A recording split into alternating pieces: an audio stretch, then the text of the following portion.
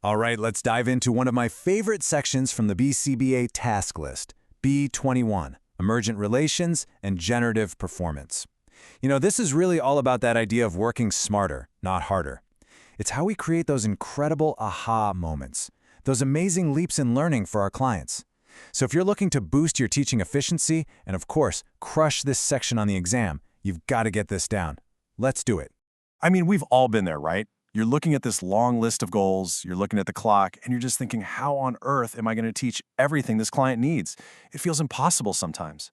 But what if I told you the answer isn't about more hours, but about understanding how learning can happen even when we're not directly teaching? And that's where this amazing concept called Emergent Relations comes in. Seriously, this is where the magic happens in ABA. It's when a learner starts to connect the dots on their own, deriving new knowledge from things you did teach. They start putting the pieces of the puzzle together themselves, and believe me, that is an absolute game changer for our practice. I just love this phrase, bang for your buck, because it hits the nail on the head. It's exactly what this is. When we program our teaching to create emergent relations, we get the absolute most out of every single minute of therapy. We're not just talking about tiny incremental steps anymore. We're talking about genuine breakthroughs in learning. So, what happens when these new connections, these emergent relations, actually lead to new observable behaviors? Well, we call that generative performance. This is the payoff we can see and measure. It's when your client reads a word you never explicitly drilled, or combines words to ask for something in a totally new way. They are literally generating new skills all on their own. So, how do we actually do this? How do we make it happen?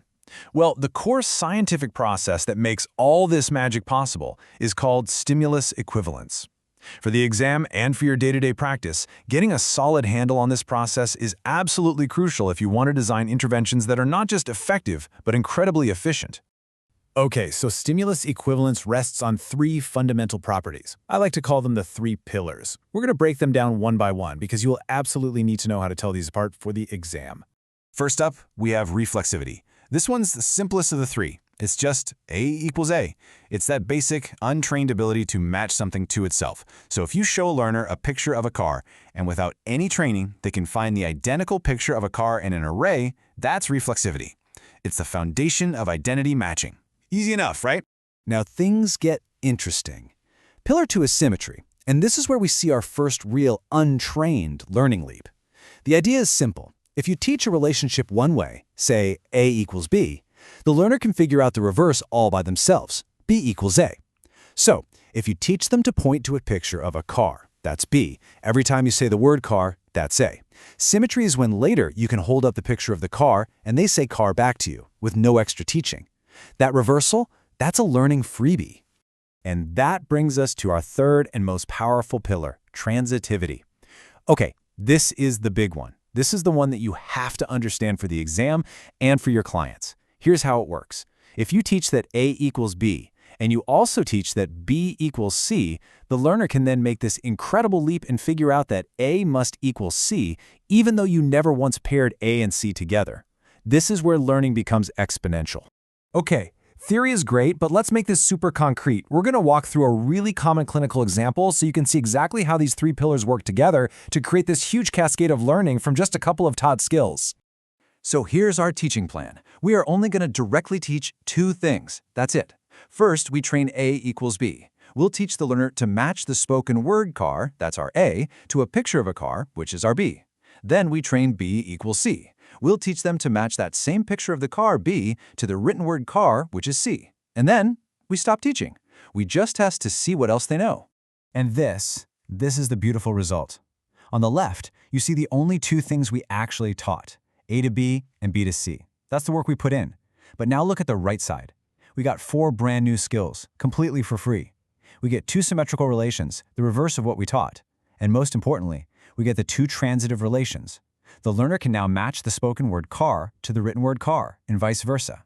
They are, for all intents and purposes, reading, and we never ever directly taught that A to C connection. I mean, how incredible is that?